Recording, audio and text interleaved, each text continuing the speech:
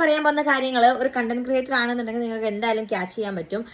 പിന്നെ വേറെ എന്തൊരു കാര്യം എന്ന് വെച്ചിട്ടുണ്ടെങ്കിൽ കണ്ടന്റ് ക്രിയേറ്ററും വ്ളോഗറും കണ്ടന്റ് ക്രിയേറ്ററും ഇൻഫ്ലുവൻസറും രണ്ടാണ്. അത് ആദ്യം ചില മണ്ടന്മാർ, അതായത് ചില തെണ്ടികൾ മനസ്സിലാക്കുക. ഇത് രണ്ടും തമ്മിൽ നല്ല വ്യത്യാസമുണ്ട്. നിങ്ങൾക്ക് മനസ്സിലായിട്ടില്ല എന്നുണ്ടെങ്കിൽ നിങ്ങളൊന്ന് ജസ്റ്റ് ഒന്ന് ഗൂഗിളിൽ സെർച്ച് ചെയ്തിട്ട് മനസ്സിലാക്കി എടുക്കുക.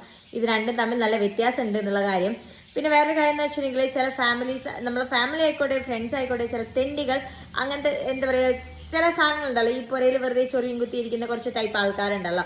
ഇവർ നമ്മൾ എവിടെയെങ്കിലുമൊക്കെ പോകുന്ന സമയത്ത് ദേ വരുന്നു ഇൻഫ്ലുവൻസർ അല്ലെ ദേ വരുന്നു വ്ളോഗർ, നമ്മൾ ഇങ്ങനെ ഒരുമാതിരി കളിയാക്കുന്ന രീതിയിൽ സംസാരിക്കും.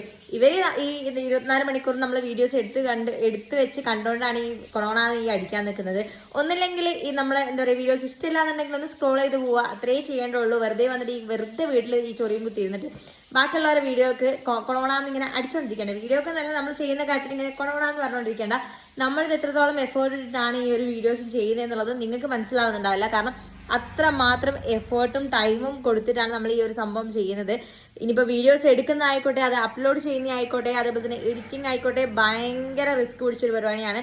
നിങ്ങൾക്ക് ഇതിനെപ്പറ്റിയൊന്നും ധാരണ ഇല്ല എന്നുണ്ടെങ്കിൽ വെറുതെ കൊണകൊണാന്ന് അടിക്കാണ്ട് വീട്ടിൽ പോയിട്ട് വെറുതെ കിടന്നുറങ്ങുക. ചൊറിയും കുത്തിയിരിക്കുന്ന ആൾക്കാരോട് മാത്രമാണ് പറഞ്ഞത്. അപ്പോൾ അത്രേ ഉള്ളൂ. ബൈ.